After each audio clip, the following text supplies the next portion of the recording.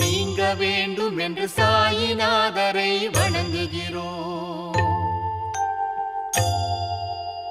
இருள் நீக்கும் ஆதவன் போல சத்குருநாதர் அஞ்ஞான இருளை அழிக்கிறார். கதிரவன் போல இல்லாமல் சாயிநாதர் இரவிலும் பகலிலும் ஜொலிக்கிறார். மன ஆசைகள் யாவும் நிலையாக நீங்க வேண்டும் என்று சாயிநாதரை வணங்குகிறோம். குரு அருளினால் கிடைத்த ஞானம் என்றென்றும் நிலைத்திருக்கும்.